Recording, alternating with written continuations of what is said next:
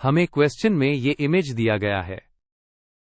हमने इसको डिटेल्स में स्टडी करना है ताकि हम क्वेश्चन को अच्छे से सॉल्व कर सकें।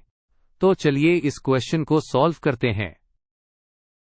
हमारा मकसद x की वैल्यू मालूम करना है, जो कि डायग्राम में एक ट्रायंगल की साइड लेंथ है।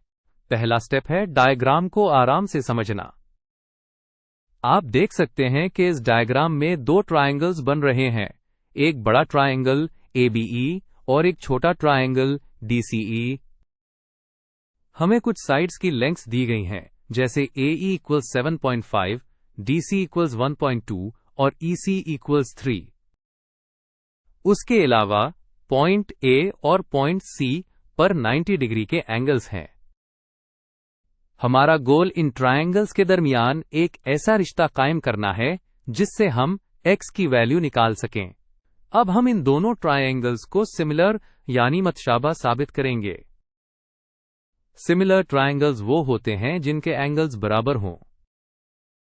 आप देखें, एंगल BAE और एंगल DCE दोनों 90 डिग्री के हैं। ये हमारी पहली कंडीशन पूरी हो गई।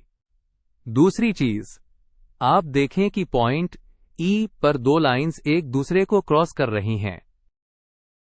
इससे जो एंगल्स बन रहे हैं, एंगल AEB और एंगल DEC, ये वर्टिकली ऑपोजिट एंगल्स कहलाती हैं और ये हमेशा इक्वल होती हैं।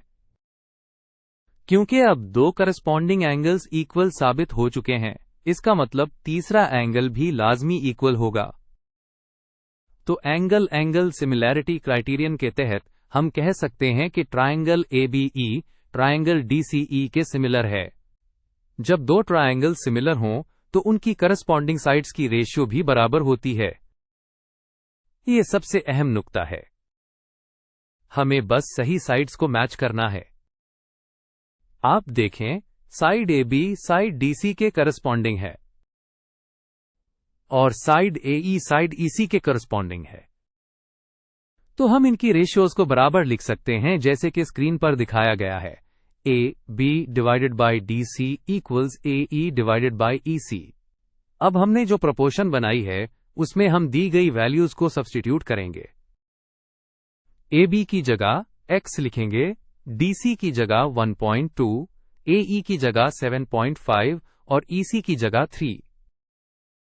तो हमारी इक्वेशन बन जाती है x/1.2 = 7.5/3।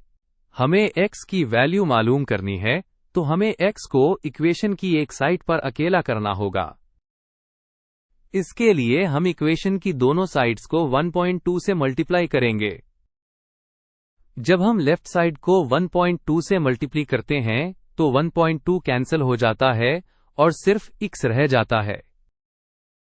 राइट साइड पर हमारे पास अब है 7.5/3 मल्टीप्लाइड बाय 1.2। x की वैल्यू निकालने से पहले आइए राइट हैंड साइड को थोड़ा सा आसान बनाते हैं। हम पहले 7.5 को 3 से डिवाइड करेंगे। 7.5 डिवाइडेड बाय 3 होता है 2.5। अब हमारी इक्वेशन बहुत सिंपल हो गई है। x = 2.5 multiplied by 1.2। ये हमारा आखिरी कैलकुलेशन स्टेप है। हमने 2.5 को 1.2 से मल्टीप्लाई करना है। जब आप उन्हें मल्टीप्लाई करेंगे कब जवाब 3 आएगा। इसका मतलब है कि x की वैल्यू 3 है। तो सारे स्टेप्स फॉलो करने के बाद हमारा फाइनल जवाब आ गया है। x, की वैल्यू 3 है। क्योंकि बाकी मेजरमेंट सेंटीमीटर्स यानी सेंटीमीटर में दी गई थीं, इसलिए x की वैल्यू भी 3 सेंटीमीटर होगी।